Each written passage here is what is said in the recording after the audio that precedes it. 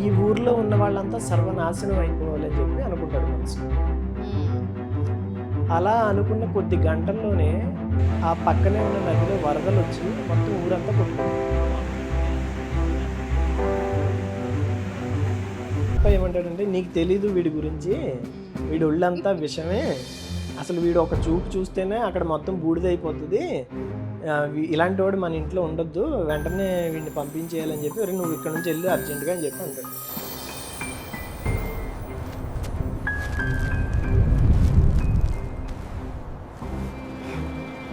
నీ గురించి నాకు బాగా తెలుసా, నీ దొంగన కొడుకువి, నిన్ను ఇది మొత్తం పడగొట్టేసి కట్టరా అంటే ఆ మెయిన్ గోడ ఏదైతే ఉందో నువ్వు దాన్ని ఉంచేసావు.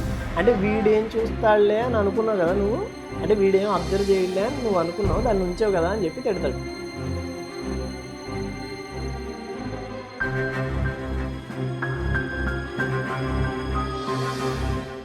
సరదాగా మాట్లాడుకోవడానికి చాలా మందికి టైం ఉండట్లేదు ఈ రోజుల్లో. First thing, okay, so we are getting that opportunity, we are so lucky. ఈ రోజుల్లో ఎక్కడికి వెళ్ళినా సరే నెగిటివిటీ ఎక్కువైపోయింది అనమాట. Negative thoughts, depression. అంటే ఒక 10-20 సంవత్సరాల క్రితం వినిపించని కొన్ని కొత్త పదాలన్నీ ఇప్పుడు వినిపిస్తున్నాయి. సో మేబీ అవన్నీ because of over thinking or negative thoughts.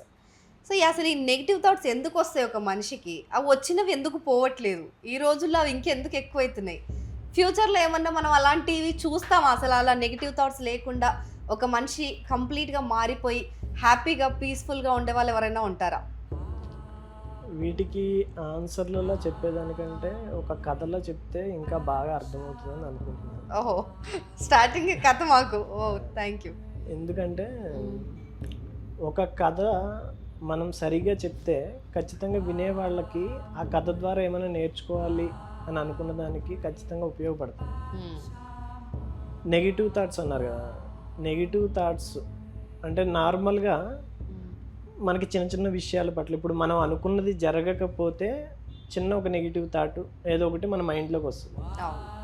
కానీ ఒళ్ళంతా నెగిటివ్ థాట్స్తో, మనసంతా నెగిటివ్గా నిండిపోయిన ఒక వ్యక్తి ఎన్నో తరాల పాటు తర్వాతి తరాలకి ఒక గురువుగా మారిన ఒక స్టోరీ ఇది. Okay, real story. ఇది రియల్ స్టోరీ ఇది. ఓకే, ఎప్పుడు ఏ కాలంలో జరిగింది? మేబీ అరౌండ్ 12th centuryలో జరిగిన స్టోరీ ఇది. ఓకే, సో ఈ స్టోరీ ఖచ్చితంగా అయితే చాలా ఇంట్రెస్టింగ్గా ఉంటుంది. చివరి వరకు అయితే చూడండి మీరు కూడా. వార్నింగా, రిక్వెస్టా ఏంటిది? లేదు, చాలా బాగుంటుంది స్టోరీ. సరదాగానే చెప్పుకుందాం స్టోరీ. యా, మన పక్క దేశమైన టిబెట్లో టిబెటియన్ బుద్ధిజం అని చెప్పి ఒక మతం ఉంది. ఏంటంటే వాళ్ళలో చాలా లైనేజ్ ఉంది గురువుల్లో. అంటే మార్ప, మిల్లరిప, ఇలా వరుసగా చాలా ఒక 4-5 గురువులు ఉన్నారు. అయితే అందులో మిల్లరిప అనే ఒక వ్యక్తి స్టోరీ ఇది. ఓకే, అయితే మిల్లరిప అన్న వ్యక్తి చిన్నప్పటి నుంచి అంటే ఒక వెల్దీ ఫ్యామిలీలో పుట్టిన వ్యక్తే. ఓకే, కానీ ఏమైందంటే వాళ్ళ నాన్నగారు ఎప్పుడైతే చనిపోయారో అప్పుడు ఏమైంది, వాళ్ళ చుట్టూ ఉన్న రిలేటివ్సే వాళ్ళ అమ్మగారిని, కొద్దిగా మిల్లరిప చిన్నప్పుడు అది, సో వాళ్ళని మోసం చేసి వాళ్ళ ఆస్తి మొత్తం కొట్టేస్తారు. కొట్టేసి వీళ్ళని అదే ఇంట్లో సర్వెంట్స్ కింద వాడుకుంటారు. సో దాన్ని తట్టుకోలేక మిల్లరిప వాళ్ళ తల్లి తనతో ఒక మాట అంటది, వీళ్ళ పైన ఎలాగైనా నువ్వు పగ తీర్చుకోవాలి అని చెప్పి. తల్లి నాటిన విత్తనం చిన్నప్పుడే అంటది. అంటే చిన్న వయసులో మనం ఏవైతే చూస్తామో అవి మన మనసు పైన, తర్వాత జీవితం పైన చాలా ప్రభావం చూపిస్తాయి. సో మిల్లరిపకి తన తల్లి చెప్పిన ఆ మాట బలంగా గుండెల్లో నాటి. సో మిల్లరిప ఏం చేశాడంటే, ఎలా అయినా వీళ్ళ పైన ద్వేషం, పగ తీర్చుకోవాలి కంపల్సరీ అని చెప్పి ఆ ఇంట్లోంచి చెప్పకుండానే వెళ్ళిపోతాడు. టిబెట్ మొత్తం తిరుగుతాడు. కొన్ని సంవత్సరాల తర్వాత ఎక్కడికి వెళ్ళి తాంత్రిక శక్తులు అవి నేర్చుకుని వచ్చి మళ్ళీ ఊరు వస్తాడు. అంటే తన ఒళ్ళంతా పగతో ఎంతలా నిండిపోయింది అనడానికి ఇది ఒక ఉదాహరణ. అంటే ఏంటంటే అంతే.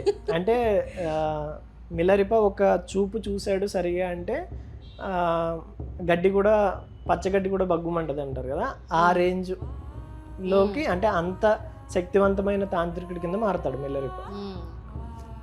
సో ఊరు వస్తాడు, దూరంగా ఒక కొండ మీద నుంచి తన పుట్టి పెరిగిన ఊరిని చూస్తూ ఈ ఊర్లో ఉన్న వాళ్ళంతా సర్వనాశనం అయిపోవాలని చెప్పి అనుకుంటాడు మనసులో. అలా అనుకున్న కొద్ది గంటల్లోనే ఆ పక్కనే ఉన్న నదిలో వరదలు వచ్చి మొత్తం ఊరంతా కొట్టుకుంటారు. దాదాపు చాలా వందల మంది చనిపోతారు ఆ ఊర్లో ఉన్నవాడు. అయితే మిలారిపాని చిన్నప్పటి నుంచి ఇష్టపడిన తన ఫ్రెండ్ ఒక అమ్మాయి మాత్రం వస్తుంది మిలారిపా దగ్గరికి. వచ్చి ఎందుకు ఇది చేసావు, ఇలా ఎందుకు చేసావు అంటే, నీ పగ నిన్ను ఎవరైతే మోసం చేశారో, మీ ఫ్యామిలీకి అన్యాయం చేశారో వాళ్ళపైన కదా. సో అమాయకులైన మిగిలిన వాళ్ళని ఎందుకు నువ్వు చంపేశావు అంటే, అంత ద్వేషం ఎందుకు నీకు అంటే, నీకు ఒళ్ళంతా ద్వేషంతో నిండిపోయింది కదా. అండ్ మనం కూడా జనరల్గా ఒక టీంలో ఒక పర్సన్తో మనకు పడలేదంటే ఇంకా ఆ టీం మొత్తంతో కూడా మనం మాట్లాడకుండా ఉంటుంటాం కదా.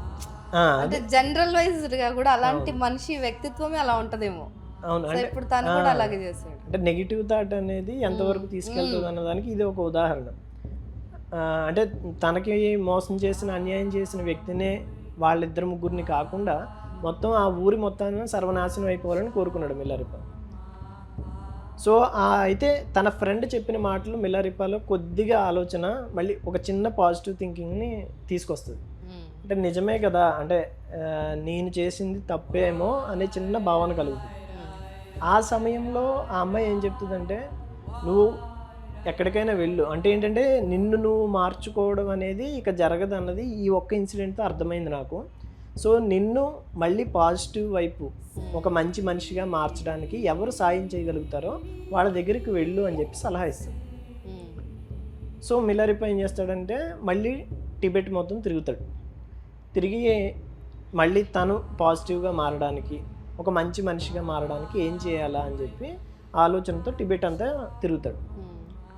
ఆ సమయంలో ఎక్కువ మంది చెప్పిన మాట ఏంటంటే ఒక్కరి పేరు చెప్తారు. ఆయన ఎవరంటే మార్పా అన్న వ్యక్తి ఆ సాంప్రదాయంలోనే, అంటే మిలారిపాకి గురువు. యాక్చువల్గా ఈ ఇన్సిడెంట్ కంటే ముందు జరిగిన స్టోరీ ఇది. సో మార్పా అప్పటికే గురువు. సో ఏంటంటే మార్పా దగ్గరికి వెళ్ళు, నీ మనసు మారుతుంది అని చెప్పి చాలామంది చెప్తారు. బౌద్ధ గురువు ఆయన కూడా ఇలా టిబెటియన్ బుద్ధిజంకి సంబంధించిన గురువు. సో మిలారిపా ఆయన వెతుక్కుంటూ వెళ్తాడు. మార్పా ఉండే ఊరి దగ్గరికి వెళ్ళినప్పుడు ఆ పక్కన ఒక అతను మేకల్ని ఇది చేసుకుంటూ ఉంటాడు. ఉండేటప్పుడు మిలారిపా అంటే తనకి ఏమైనా చేయగలననే చిన్న గర్వం ఎలాగో ఉంది. అంటే ఎంతమంది అంటే దేన్నైనా నియంత్రించగలను నా శక్తితో. సో సాధారణంగానే చూడగానే, రే మార్పా ఇల్లు ఎక్కడో తెలుసా నీకని అడుగుతాడు పొగరగా. సో ఆ వ్యక్తి ఏమంటాడంటే, తెలుసు కానీ ఎందుకు అని అడుగుతాడు. అంటే అవన్నీ నీకెందుకు, నువ్వు నీ పని చూసుకో, ముందు ఆ అడ్రస్ చెప్పు చాలు అంటాడు. అంటే సరేలే, సో అండ్ సో ఇలా ఇల్లు అని చెప్పి దారి చూపిస్తాడు. సో మిలారిపా ఓకే అని చెప్పి బయలుదేరుతాడు. తీరా ఇంటికి వెళ్తాడు. చాలా అందమైన ఇల్లు, చిన్నదే, ఒక పూరి గుడిసె, పక్కన బావి, అక్కడ కొంతమంది శిష్యులు ఉంటారు. ఉంటే అక్కడికి వెళ్ళి అడుగుతాడు, మార్పా ఇల్లు ఇదేనా అని చెప్పి. ఆ మార్పా ఎవరైతే ఉన్నారో వాళ్ళ భార్య అక్కడ ఉంటుంది. సమాధానం, అవునానా ఇదే మార్పా ఇల్లు అంటే, ఏది ఎక్కడ ఉన్నాడని అడుగుతారు. అంటే ఇప్పుడే ఇలా బయటికి వెళ్ళాడు, వస్తాడు ఇప్పుడు, నువ్వు కూర్చో అని చెప్పి చెప్తుంది. ఈ లోపల ఎవరైతే మిలారిపాకి అడ్రస్ చెప్పారో ఆయనే మార్పా. సో వస్తాడు. అప్పుడు రాగానే, నువ్వు అర్జెంటుగా ఇక్కడ నుంచి వెళ్ళిపో, నీకు ఒక నార్మల్ పర్సన్తో అంటే నీ సాటి మనిషితో ఎలా మాట్లాడాలి అనేది కూడా నీకు తెలియదు. సో నీలాంటి వ్యక్తిని నా ఇంటి దగ్గర లేదా నాతో మాట్లాడే అవకాశం కూడా నేను ఇవ్వను, ఇప్పుడే వెళ్ళిపో అనేసి అంటాడు. సో మిలారిపాకి అప్పుడు వెంటనే ఎలా అయినా ఈయన దగ్గర శిష్యరికం చేయాలనే ఒక ఆలోచన ఉండడంతో, లేదు గురూజీ, నేను మీరని తెలియక అలా చేశాను, నన్ను క్షమించండి, నన్ను మీ దగ్గర శిష్యుడిగా చేర్చుకోండి అని బతిమాలుతాడు. అయితే మార్పా వైఫ్ ఆ పక్కనే ఉంటుంది. సో తను కూడా ఒక మాట చెప్తుంది, ఎందుకండి అలా చేస్తారు, పర్వాలేదు పాపం తెలియక చేశాడు అంటున్నాడు కదా, చేర్చుకోండి అని చెప్పి. అయితే మార్పా అప్పటికే గురువు. సో మార్పాకి ఒక వ్యక్తిని చూడగానే అతను ఏంటి, ఎలాంటి వ్యక్తి అనేది తెలుసు. సో మార్పా ఏమంటాడంటే, నీకు తెలీదు వీడి గురించి, వీడి ఒళ్ళంతా విషమే, అసలు వీడు ఒక చూపు చూస్తేనే అక్కడ మొత్తం బూడిదైపోతుంది, ఇలాంటి వాడు మన ఇంట్లో ఉండొద్దు, వెంటనే వీడిని పంపించేయాలని చెప్పి నువ్వు ఇక్కడ నుంచి వెళ్ళు అర్జెంటుగా అని చెప్పి అంటాడు. కానీ మిలారిపా ఆ రోజు సాయంత్రం అంతా అక్కడే వెయిట్ చేస్తాడు, వెళ్ళమన్నా కూడా వెయిట్ చేసి పట్టుదలగా నుంచొని ఉంటాడు. సో ఉదయం అవుతుంది. ఉదయం అయిన తర్వాత నువ్వు ఇంకా వెళ్ళలేదా అని మళ్ళీ వచ్చి అడిగితే, లేదు లేదు గురూజీ, మీ దగ్గర శిష్యరికం చేసేంత వరకు నేను వెళ్ళను అని చెప్పి కరాఖండిగా చెప్తాను.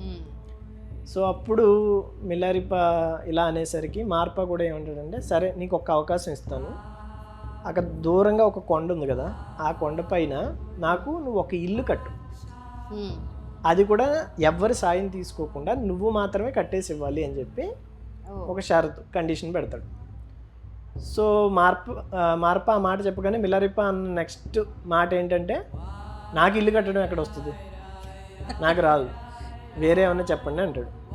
సమస్య లేదు, నీకు వచ్చా రాదా అనేది నాకు అనవసరం, నిన్ను శిష్యుడిగా చేర్చుకోవాలంటే నువ్వు ఈ ఇల్లు కట్టి తీరాల్సిందే అని చెప్పి కండిషన్ పెడతాడు. తిట్టుకుంటాడు మిలారిపా, తిట్టుకొని సరే ఇంకేం చేద్దాంలే అని చెప్పి వెళ్తాడు. ఆ కొండపైకి వెళ్తాడు. సరిగ్గా సంవత్సరం పాటు కష్టపడి ఒక్కడే ఇటుక ఇటుక రాయి రాయి అన్నీ పేర్చి రాకపోయినా సరే ఒక చిన్న గుడిసె కడతాడు. సంవత్సరం తీసుకుంటాడు, ఒక చిన్న గుడిసె కడతాడు. సంవత్సరం అవుతుంది, ఎందుకంటే రాదు కదా, ఎందుకంటే తెలిసిన పని చేయడం ఓకే, కానీ తెలియని పని చేయాలంటే టైం పడుతుంది. సో అయినా పట్టుదలగా నేర్చుకొని కడతాడు. కట్టి పిలుస్తాడు కిందకు వచ్చి, వెంటనే కొండ దిగి, గురూజీ ఇలా ఇల్లు కట్టేశాను, రండి ఒకసారి చూడండి, నన్ను శిష్యుడిగా చేర్చుకోండి అంటాడు. అంటే చుట్టూ ఉన్న వ్యక్తులు అంటే మార్పా వైఫ్, శిష్యులు, మిగిలిన శిష్యులు వీళ్ళందరూ చాలా ఎగ్జైట్ అవుతారు, వెంటనే వెళ్తారు. మార్పా కూడా వెళ్తాడు వెనకాల. అందరూ ఒక సంవత్సరంలో వీడికి ఏమి రాకపోయినా ఒక ఇల్లు అయితే కట్టాడు కదా, ఓకే సరిపోయింది, ఇప్పుడైనా శిష్యుడి కింద చేర్చుకుంటారని అనుకుంటారు. మార్పా ఏం చేస్తాడంటే జస్ట్ అలా ఆ ఇంటి లోపల గడప దాటి లోపలికి వెళ్తాడు. వెళ్ళిన తర్వాత చూస్తాడు, ఒక్క క్షణం ఉండి వెంటనే బయటకు వచ్చేస్తాడు ఫాస్ట్గా వచ్చి, నడు ఇక్కడ నుంచి వెళ్ళిపోదాం అని చెప్పి వాళ్ళ వైఫ్తో అంటాడు. వాళ్ళ వైఫ్ ఉంటుంది, ఏమైంది, ఇల్లు మంచి ఇల్లు కట్టాడు కదా ఇంకేంటి అనేసి అంటే, నీకు తెలీదు వీడి గురించి, వీడు ఒక్కొక్క రాయే పెట్టేటప్పుడు నన్ను తిట్టుకుంటూ పెట్టాడు, వీడు ఈ ఇల్లు మొత్తం నెగిటివ్గా ఉంది, ఈ ఇంట్లో ఎవడు బతకలేడు, లోపల ఉంటే చచ్చిపోతాడు, వీడు అంతలా తిట్టుకుని కట్టాడు, దీన్ని అవసరం లేదు మనకి ఇల్లు అని చెప్పి అంటాడు. అంటే మిలారిపా, లేదు గురూజీ, నేను తిట్టుకున్న మాట వాస్తవమే, కానీ ఏదో ఒకటి అయితే కట్టాను కదా, మరి నన్ను చేర్చుకోండి ప్లీజ్ అని చెప్పి బతిమాలుతాడు మళ్ళీ. సో మార్పా అంటాడు, కుదరదు, చేర్చుకోవడం అయితే కుదరదు, ఎందుకంటే నీకు ఇచ్చిన అవకాశం అయిపోయింది, ఇల్లు కట్టమన్నాను అని చెప్పి నువ్వు ఎలా పడితే అలా కట్టావు నువ్వు తిట్టుకుంటూ, అది కాదు నాకు కావాల్సిందే అంటాడు. లేదు గురూజీ ప్లీజ్ నాకు ఇంకొక ఛాన్స్ ఇవ్వండి అంటాడు. సరే అయితే ఈ ఇల్లు మొత్తం పడగొట్టి మళ్ళీ కట్టు, నాకు నచ్చితే చేర్చుకుంటాను అంటాడు. సో మిలారిపా మళ్ళీ తిట్టుకుంటాడు, అసలు ఎక్కడ దొరికింది సంత ఇదని అనుకుంటాడు. ఆయన వీడి దగ్గర నేను ఎందుకు శిష్యుడికి చేయాలి అని చెప్పి అనుకుంటాడు. కానీ చివరికి మళ్ళీ ఆలోచన వస్తుంది, లేదు నేను మారాలి కాబట్టి ఖచ్చితంగా ఇది పూర్తి చేయాలి అనే థాట్ మళ్ళీ వస్తుంది. సో మళ్ళీ ఏం చేస్తాడంటే మిలారిపా, ఈసారి ఎక్కువ టైం తీసుకుంటే అవ్వదని చెప్పి కొద్దిగా ఎక్స్పీరియన్స్ కూడా వచ్చింది మిలారిపాకి కన్స్ట్రక్షన్లో. సో 6 monthsలో 2 floors బిల్డింగ్ కడతాడు ఒక్కడే కష్టపడి, అంటే బాల్కనీ ఇది అన్నీ సెటప్ చేస్తాడు. 2 floors ఒక ఇల్లు కడతాడు. కట్టేసి సేమ్ మళ్ళీ కిందకు వస్తాడు, రండి ప్లీజ్ చూడండి ఒకసారి ఇల్లు ఎలా ఉందో చెప్పండి అన్నీ అడుగుతాడు.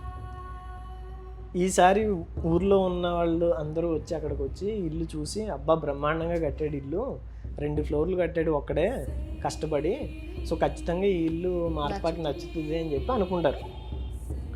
మార్పా వస్తాడు, అందరూ చూసిన తర్వాత లోపలికి వెళ్తాడు, బయటకు వస్తాడు, మళ్ళీ సేమ్ ఏమంటాడంటే, నీ గురించి నాకు బాగా తెలుసురా, నువ్వు దొంగన కొడుకువి, నిన్ను ఇది మొత్తం పడగొట్టేసి కట్టరా అంటే ఆ మెయిన్ గోడ ఏదైతే ఉందో నువ్వు దాన్ని ఉంచేసావు, అంటే వీడేం చూస్తాడులే అని అనుకున్నావు కదా నువ్వు, అంటే వీడేం అబ్జర్వ్ చేయలే అని నువ్వు అనుకున్నావు, దాన్ని ఉంచావు కదా అని చెప్పి తిడతాడు. తిడితే, గురూజీ అలా అంటారండి, ఈ మొత్తం ఇల్లు నేనే కష్టపడి కట్టాను కదా, ఇప్పుడు ఆ పెద్ద గోడ ఉంటే సపోర్ట్గా ఈజీగా కట్టడానికి అవుతుందని నేను ఉంచాను అని చెప్పి అంటాడు. లేదు లేదు నేను పడగొట్టి కట్టమన్నాను, నువ్వు ఇలా కట్టావు, సో నాకేం సంబంధం లేదు, నిన్నైతే చేర్చుకోనని చెప్పి మళ్ళీ చెప్తాడు. అంటే మిలారిపాకి అప్పటికే ఎంత గడిచిపోయిందంటే అక్కడికి వచ్చే 1.5 సంవత్సరం గడిచిపోయింది. అంటే ఈ 1.5 yearలో మిలారిపా ఒంటరిగా ఆ కొండ మీద నుంచొని, అంటే ఊర్లో వాళ్ళు పంపించే ఫుడ్ని కిందకు వచ్చినప్పుడు ఏదో ఒకటి తీసుకునో, లేదా మార్పా వైఫ్ అప్పుడప్పుడు బాక్స్ పంపించేది, అక్కడ తింటూ ఆ ఇల్లు కట్టాడు 2 సార్లు. సో 1.5 year వేస్ట్ అయింది. అయినా కానీ మార్పా ఒప్పుకోలేదు. సో మిలారిపాకి ఓ వైపు కోపం, ఇంకో వైపు ఏమో చిన్నగా అంటే ఎందుకు వీడు నన్ను చేర్చుకోవట్లేదు అనే ఒక థాట్తో రగిలిపోతుంటాడు అనమాట. ఈసారి ఇలా కాదని చెప్పి కిందకి వెళ్తాడు. కిందకి వెళ్ళి ఆ రోజు రాత్రి, అదే రోజు రాత్రి కిందకి వెళ్తాడు. మార్పా ఇంటికి వెళ్తాడు. ఇంటికి వెళ్ళి బావి దగ్గర నుంచుంటాడు. నుంచొని వెళ్ళిపోతాడు. తర్వాత రోజు ఉదయం మార్పా వైఫ్ ఆ బావిలో నీళ్లు తోడదామని తీస్తూ ఉంటే మార్పా సడన్గా వచ్చి, లేదు ఆ నీళ్లు నువ్వు ముట్టుకోవద్దు, అక్కడే ఉంచు చెప్తానని చెప్పి వాడిని తీసుకురమ్మని మిలారిపాకి కౌరు పంపిస్తాడు. వాడు వస్తాడు. వచ్చిన తర్వాత ఈ నీళ్ళు నువ్వు తాగరా అంటాడు. లేదు లేదు నేను తాగను అంటాడు. ఎందుకు తాగు, నువ్వు తాగు, ఇప్పుడే తాగు అంటాడు. లేదు లేదు నేను తాగను అంటాడు. బలవంతంగా నోట్లో పోస్తాడు. రక్తం బయటకు వచ్చి మూర్చిపోతాడు మిలారిపా. అంటే రాత్రి ఏం జరిగింది అంటే, వీడు నన్ను గురువుగా అంటే శిష్యుడిగా చేర్చుకోవట్లేదు, వీడిని ఎందుకు నేను బతకనివ్వాలి అని చెప్పి ఆ బావిలో ఉన్న నీటిలో తంత్రశక్తులు ఉన్నాయి, ఆ మంత్రాన్ని జపించి పుక్కిలించి ఆ వాటర్ అందులో వేసాడు అనమాట. అంటే వాళ్ళ ఫ్యామిలీ మొత్తం చనిపోవాలి, వాళ్ళ ఫ్యామిలీ మొత్తం చనిపోవాలని చెప్పి వేసాడు. అది మార్పాకి తెలుసు గురువు కాబట్టి ముందే. సో ఈ ఇన్సిడెంట్ జరిగిన తర్వాత అసలు మిలారిపాని క్షమించే ప్రసక్తే లేదు, నువ్వు అర్జెంటుగా ఇక్కడ ఉండకూడదు, నా కంటి ముందు నువ్వు అసలు ఉండదు, నువ్వు ఇప్పుడే వెళ్ళిపో అని చెప్పి తిడతాడు.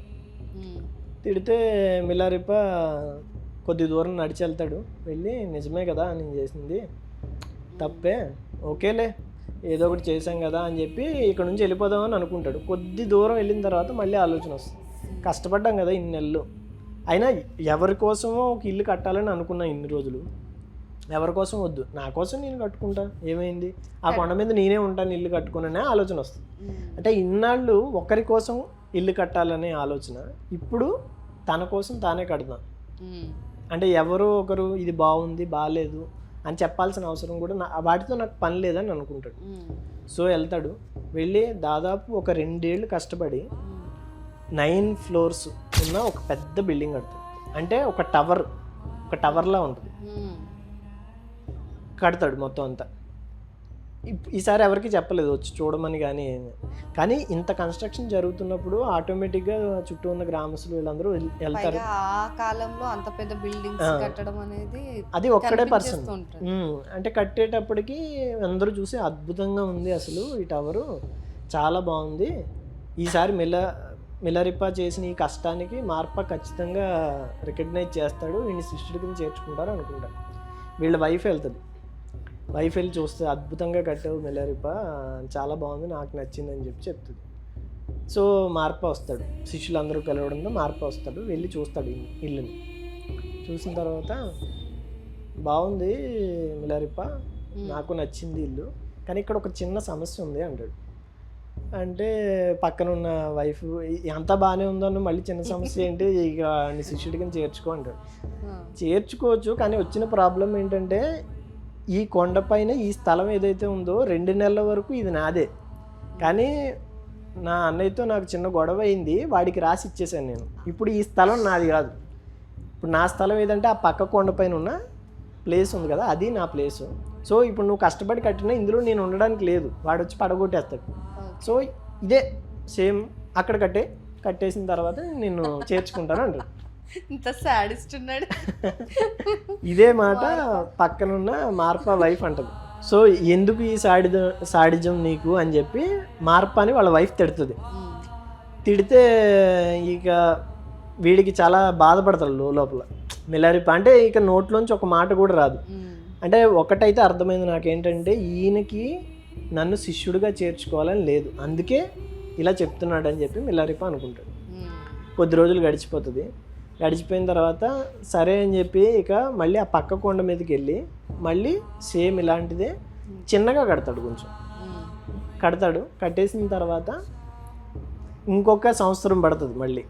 ఇంకా చేర్చుకున్నాడు లేదు అంటే ఇంక విసిగిపోయాడు అనమాట మిలారిపా. ఓకే అంటే ఇంకోటి ఏంటంటే కట్టడం అనేది తనకు అలవాటు అయిపోయింది. 4 సంవత్సరాలుగా ఈ ఇల్లు కడుతూనే ఉన్నాడు. సో ఈజీగా కట్టేశాడు ఈసారి.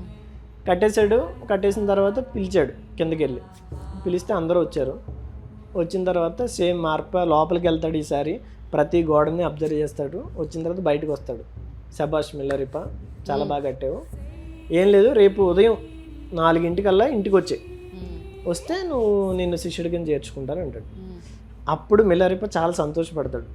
అంటే ఈ 4 ఏళ్లలో అంత హ్యాపీగా ఫీల్ అయింది మిలారిపా ఆ క్షణంలో.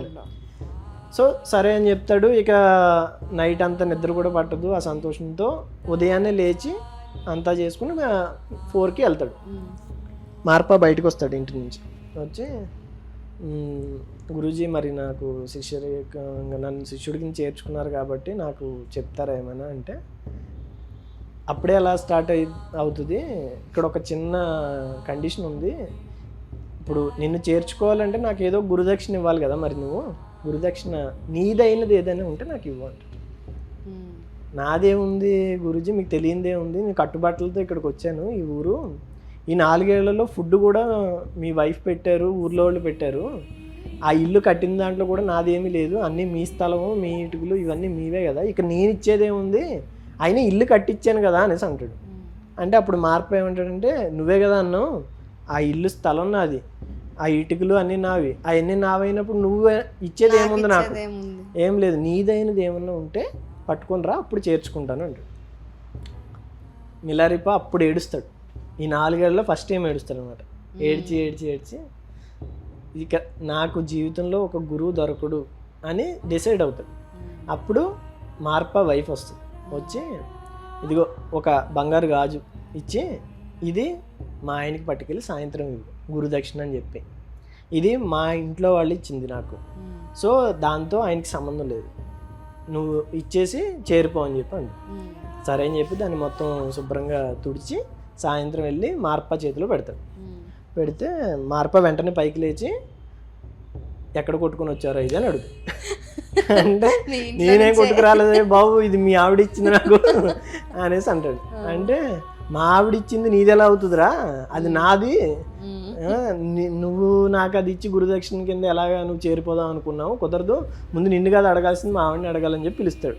పిలిచి, నువ్వు చేసిన మొదటి తప్పు ఏంటంటే మీ ఇంట్లో వాళ్ళు నీకు ఇచ్చిన గాజు సంగతి నాకు ఇప్పటివరకు చెప్పలేదు. రెండో తప్పు ఏంటంటే ఇది వాడికి ఇచ్చి గురుదక్షిణ కింద నాకు ఇమ్మని సలహా ఇచ్చావు. సో ఇవన్నీ కుదరవు, నువ్వు వెళ్ళి నీదైన వస్తువు ఏమైనా ఉంటే, నీదైనది ఏమైనా ఉంటే పట్టుకుని రా అంటాడు. అంటే మిలారిపా ఒకసారి ఆలోచిస్తాడు.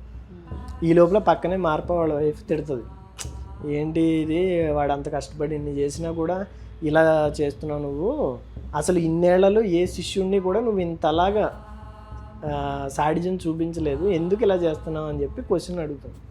మార్పా, నీకు తెలీదు వీడి సంగతి, వీడు దుర్మార్గుడు అది ఇది అని చెప్పి మార్పా అంటాడు. సో మిలారిపా మళ్ళీ రిటర్న్ కొండ మీదకి వెళ్తాడు. నైట్ అంతా ఆలోచిస్తూ కూర్చున్నప్పుడు గాలి వస్తుంది. చల్లగా గాలి తగులుతుంటే తను కట్టిన బిల్డింగ్ వైపు ఒకసారి మిలారిపా చూస్తాడు. అలా ఆ బిల్డింగ్ పైన ఒక జెండా ఎగురుతూ ఉంటుంది.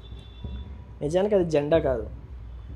ఈ బిల్డింగ్ కట్టేటప్పుడు మిలారిపా ఎండలో కష్టపడి కట్టేటప్పుడు ఆ చెమటకి ఆ షర్ట్ మొత్తం అలా చిరిగిపోయి, ఒకడే ఇల్లు కట్టడంతో చిరిగిపోయి ఉన్నప్పుడు దాన్ని ఒక కర్రకి కట్టి ఆ బిల్డింగ్ పైన పెట్టాడు అనమాట.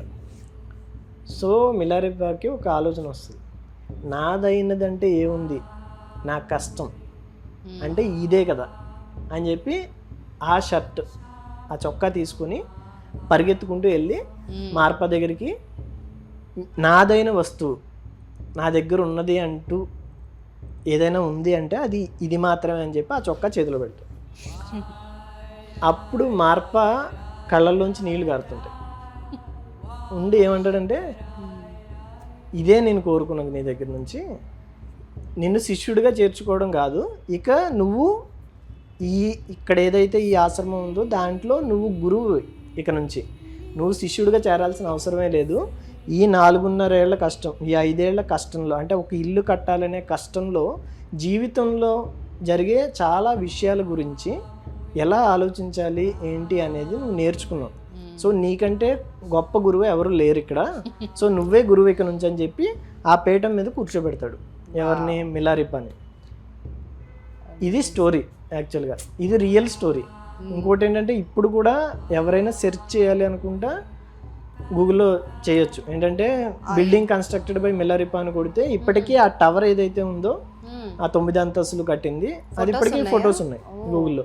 ఇప్పుడు ఏంటంటే ఆ టిబిటియన్ సంప్రదాయంలో ఉన్న, బుద్ధిజం సంప్రదాయంలో ఉన్న వ్యక్తులు, శిష్యులు దాని చుట్టూ ఒక పెద్ద ఆశ్రమాన్ని ఏర్పాటు చేశారు, దాన్ని ఇంకొంచెం రెనోవేషన్ చేశారు. అంటే ఏమైందంటే తర్వాత మిలారిపా ఆ మొత్తం సంప్రదాయంలో చాలా గొప్ప గురువు అయ్యాడు.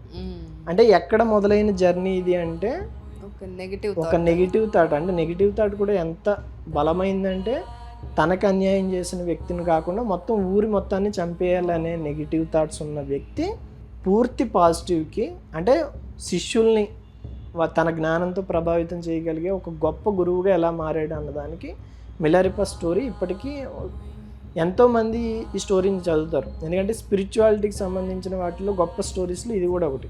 తర్వాత మిలారిపా చాలా బుక్స్ రాశారు, పోయమ్స్ రాశారు, అలా చాలా పాటలు కూడా రాశారు.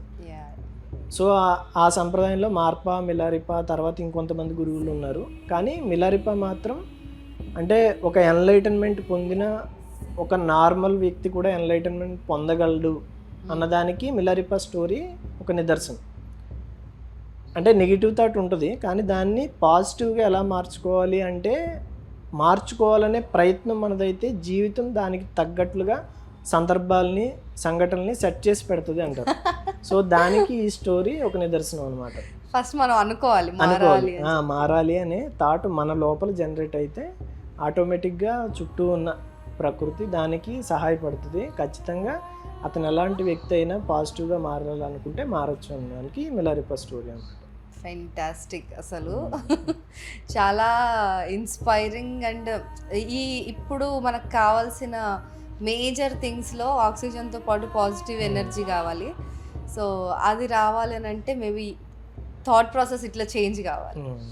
సో చూద్దాం, మన వాళ్ళకి ఎవరికైనా ఈ స్టోరీ యూజ్ అయిద్దేమో. ఇలాంటి స్టోరీలు చాలా చాలా చెప్తుంటారు మురళి గారు. సో ఇంకా స్టోరీలు ఆయన దగ్గర నుంచి తవ్వుకుందాం మనం. యాక్చువల్గా చాలా మందికి మిలారిపా స్టోరీ తెలుసు. నిజంగా ఎవరికైనా తెలిసి ఉంటే కామెంట్ చేయండి, మిలారిపా గురించి తెలిసి ఉంటే. నాకైతే తెలీదు, నేను చెయ్యను comment. Right, thank you so much Murali గారు. నెక్స్ట్ వీడియోలో మళ్ళీ కలుద్దాం. బాయ్.